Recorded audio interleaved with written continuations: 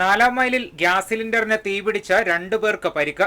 4-ാം mile hi tech Puthenpurayil മോളിക്കും മകൾ ജോമോൾക്കുമാണ് പരിക്കേറ്റത്. മുഖത്തിനും കൈക്കും പൊള്ളലേറ്റ ഇവരെ മാനന്തവാടി മെഡിക്കൽ കോളേജിൽ പ്രവേശിപ്പിച്ചു. റെഗുലേറ്ററിൽ ചോർച്ചയുണ്ടായതാണ് അപകട കാരണം. ജോമോളുടെ അലർച്ച കേട്ട് ഓടിയെത്തിയ അയൽവാസികളാണ് തീയണച്ച് പൊള്ളലേറ്റ മോളിയെയും മകളെയും ആശുപത്രിയിൽ എത്തിച്ചത്. മോളിയുടെ മുഖത്തും തലയിലും കൈകാലുകൾക്കും പൊള്ളലേറ്റിട്ടുണ്ട്. തീപിടുത്തത്തിൽ നിന്നും അമ്മയെ രക്ഷിക്കുന്നതിനിടയിലാണ് മകൾ ജോമോൾക്ക് കാലിനും കൈക്കും പൊള്ളലേറ്റത്. ഒച്ച കേട്ടിട്ട് മോളുടെ കരച്ചിൽ കേട്ടിട്ട് ഓടി ചെല്ലുമ്പോൾ ഇവർ രണ്ടുപേരും തീ പിടിച്ച് ഇങ്ങനെ പുറത്തേക്ക് ഓടി വരുന്ന പെരക്കാത്തിരുന്ന് ഇങ്ങനെ ഗ്യാസ് വല്ലാതെ കത്തി ഭയങ്കര തീയായിരുന്നു. എന്ത് ചെയ്യണമെന്നറിയാതെ ഞാൻ അങ്ങോട്ടും ഇങ്ങോട്ടൊക്കെ പോയി കഴിഞ്ഞപ്പോൾ തൊട്ടടുത്ത വീട്ടിലെ ആരീസും അവർ 2 കൂട്ടുകാരും കൂടെ വന്നു.